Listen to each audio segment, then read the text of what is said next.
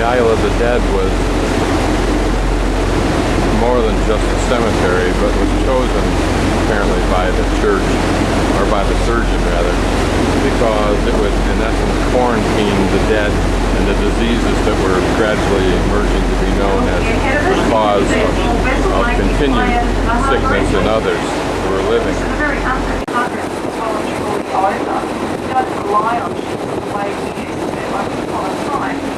It's fairly obvious that she still use this harbour and this harbour entrance. Just ahead of us, it's a great southern ocean. It's about 4 nautical miles to the head and catching up to the US asylum and the boys from the juvenile prison.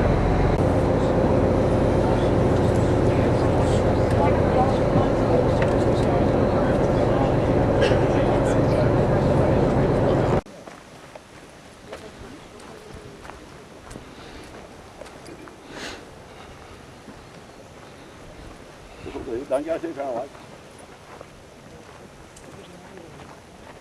As I said, there was a relaxation of this edict in the 1850s.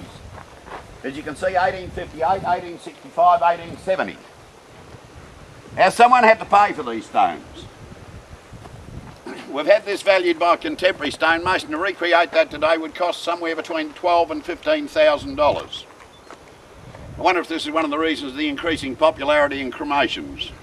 We're not even sure that William Mansfield is buried here for the simple reason no records were kept of where the interments took place.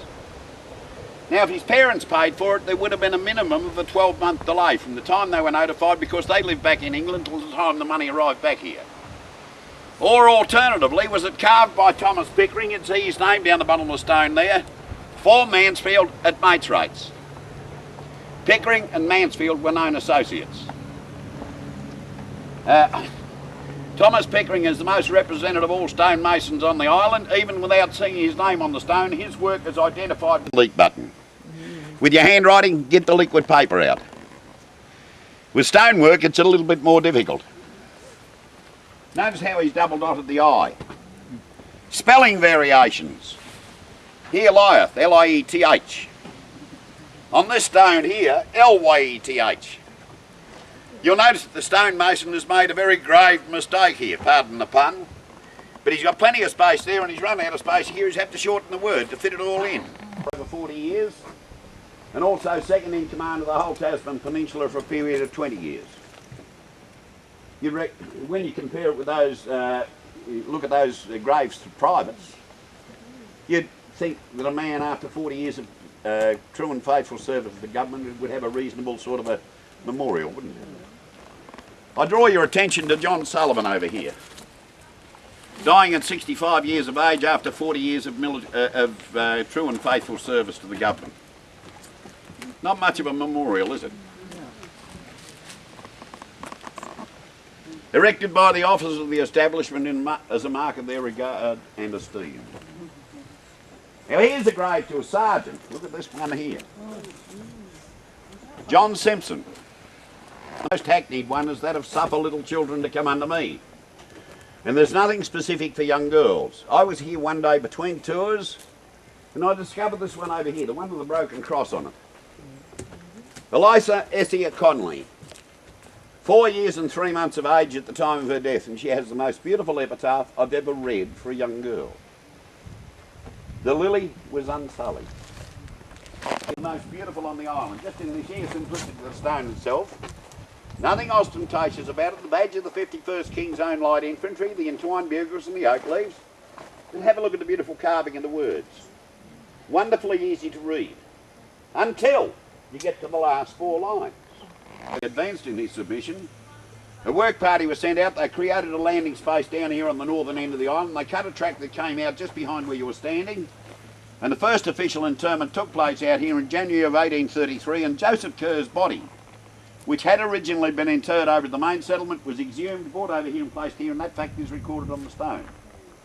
And his remains were removed from the original place of interment on the penal side to this spot. Now this beautiful catafalque here is possibly the saddest indictment of the medical profession of the day.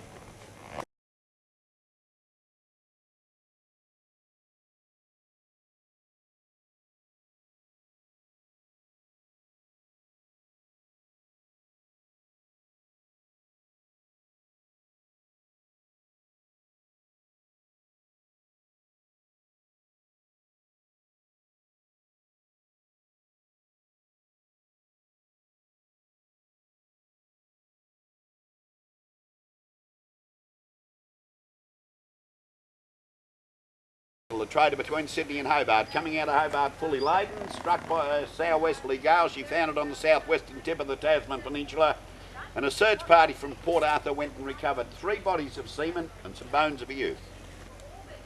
Were the bones a youthful absconder from earlier times at Point Pure? I wonder.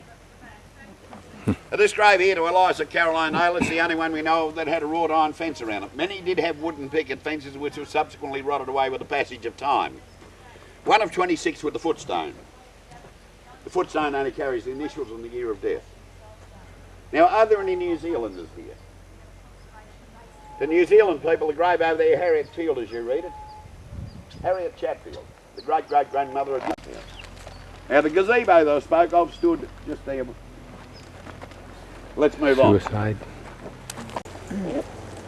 Now this is a memorial stone to the memory of Henry Savory, who was a convict here. Back in England, he was a wealthy businessman. He was a sugar refiner. But he had a penchant for the high life, slow racehorses and fast women. And to subsidise his high life, he forged cheques. At the time of his apprehension, he'd forged cheques to the value of £36,000. Today's valuation would put that well in excess of $10 million. Now, he got word that the police were after him, and well, to coin a phrase, he tried to scase off. I see someone's away.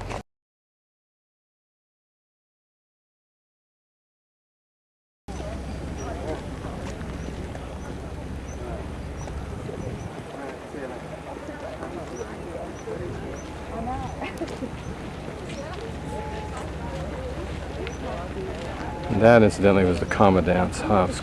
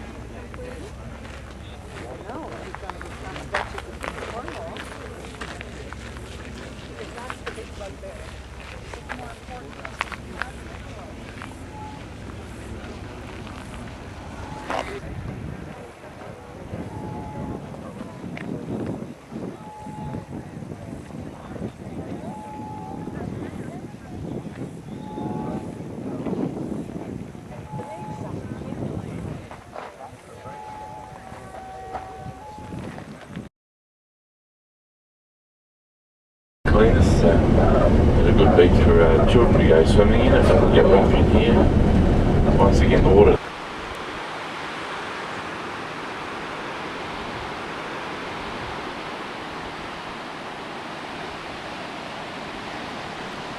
That must be the entrance to the arch down there.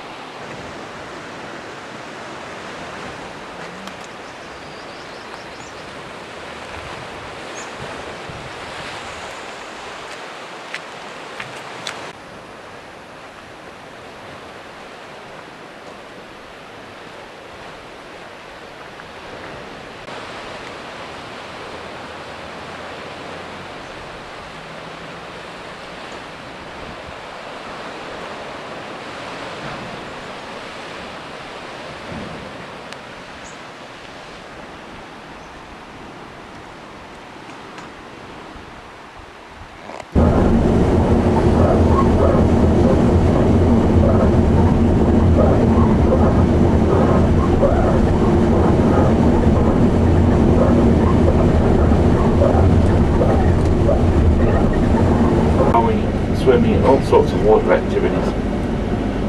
Roulets are coming down, all sorts of fun and games. It's here now, but it used to be Paris. In Paris, oh. Yeah. Oh. Yes. Wouldn't be like this? No, it's worse. Better than whale oil or wild lanterns and things. And coal tended to be bad for you too. Ah, yes. Just an interesting building in Hobart. Probably looking very much the way it was initially. But it's interesting how they've taken the time, fortunately, to paint up the design. And you can see that something was taken out of there in order to provide these supports for the overhanging awning.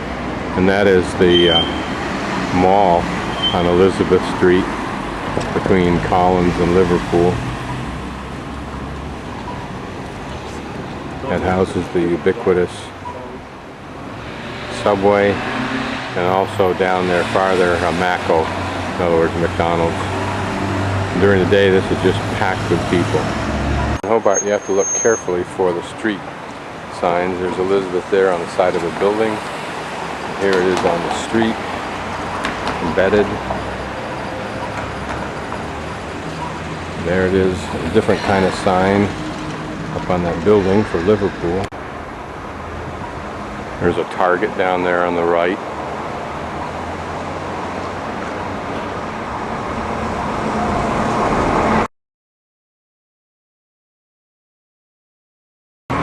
This is the post office, and another shot of Little Ben.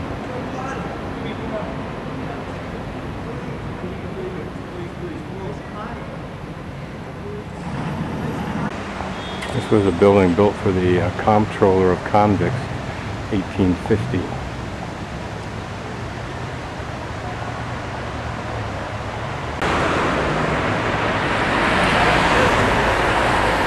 Must be the Treasury, so it says. Who knows what it was originally.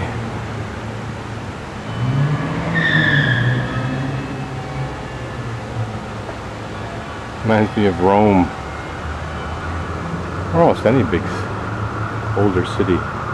They're classical buildings, even in Antigua, Guatemala. Another piece of nautical sculpture. I don't know what these pieces of metal going vertically up through the window are, unless they're designed to represent shards of sun or shards of ice. There are some birds feeding their young on probably what is a cliff's edge.